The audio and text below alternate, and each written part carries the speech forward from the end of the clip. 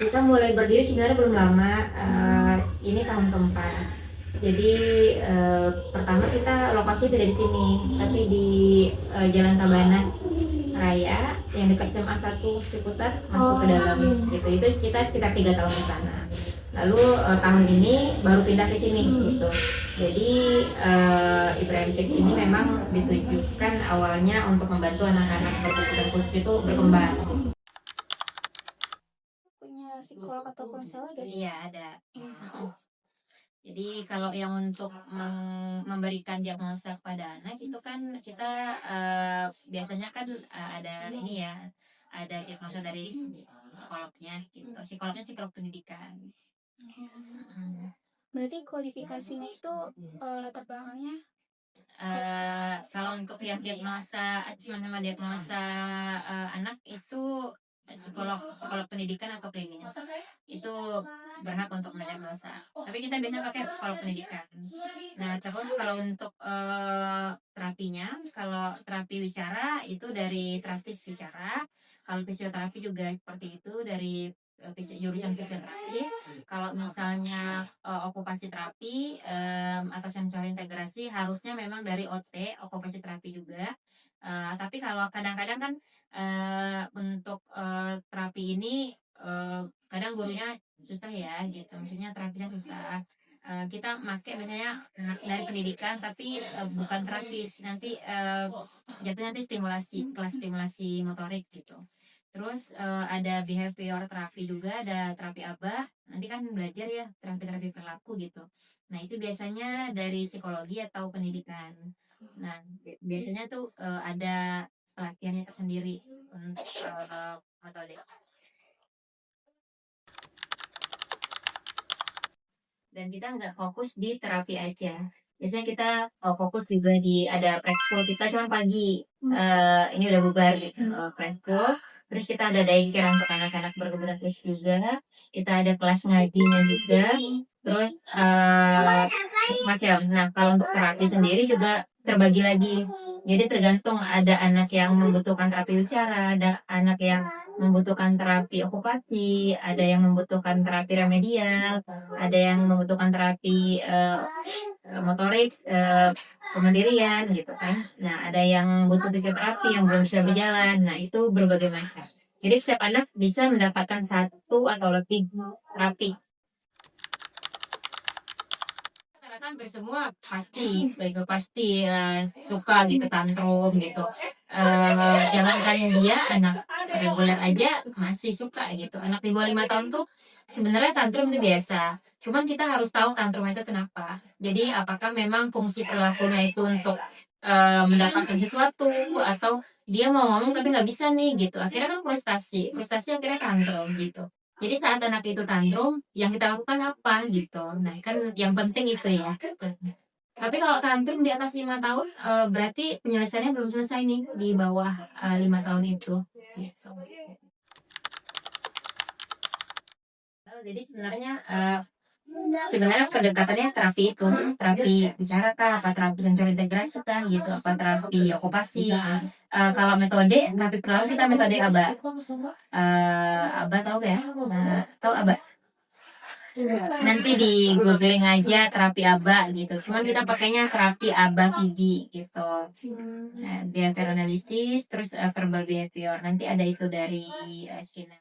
Ada tunarungu juga nih yang nggak bisa bicara, nggak bisa mendengar. Kita pakainya dari Belanda.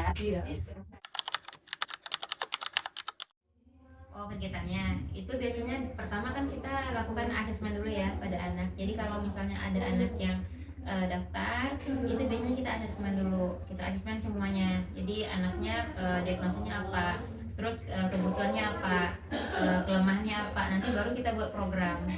Nah program itu ya berdasarkan kebutuhan itu tadi.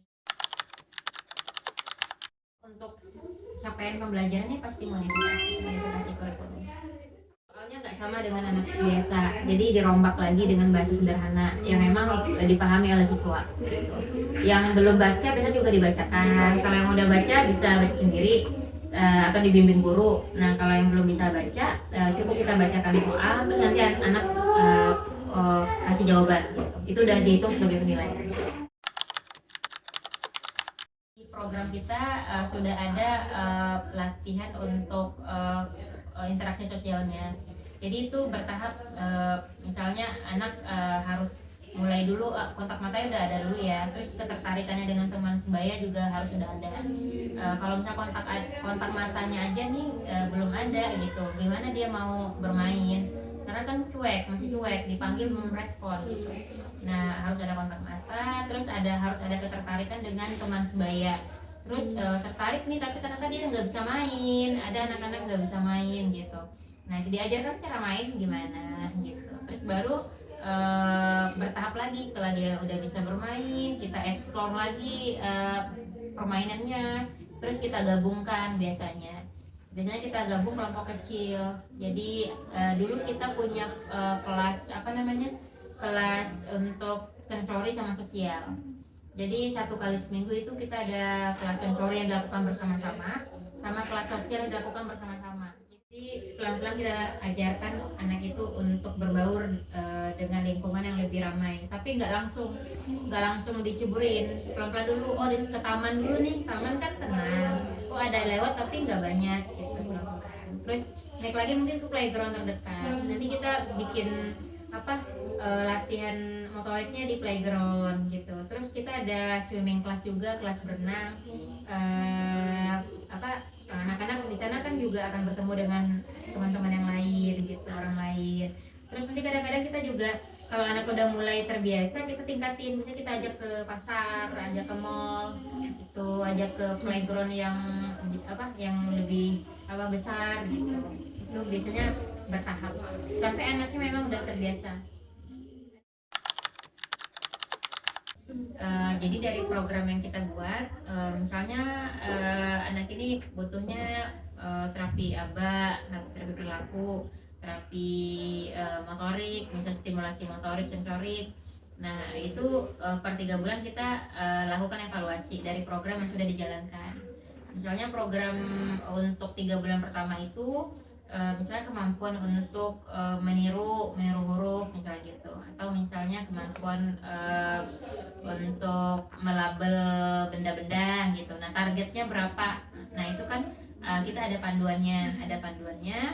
Nanti per 3 bulan kita lakukan evaluasi apakah sudah ada perkembangan dari 1 bulan ke 2 bulan ke 3 bulan pertama gitu. Nah itu biasanya kita punya grafik untuk menilai. Evaluasi tadi sebelum kita evaluasi ke orang tua, kita evaluasi tim dulu. Jadi kira-kira ini kenapa dia tidak berkembang, misalnya ada perkembangan tapi minim gitu. Oh apakah faktor dari rumahnya kah, atau memang dari faktor anaknya kah gitu. Jadi itu kita lihat dulu faktornya kenapa. Kalau misalnya faktornya tertangani dengan baik, sebenarnya perkembangan itu cepat, pesat. Tapi ada 1-2 anak yang memang mentok ya, ada tapi tipis banget. Buku catatan anak itu ya, buku penghubung gitu ya jatuhnya. Jadi di sana ada catatan untuk orang tua. Nanti di rumah PR-nya apa. Terus mereka biasanya kita suruh kirim video gitu. Udah dilakukan belum gitu.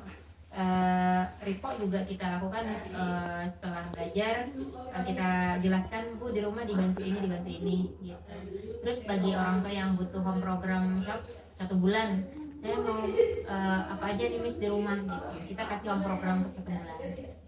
Jadi dari bangun tidur sampai dia tidur lagi dia ngapain aja.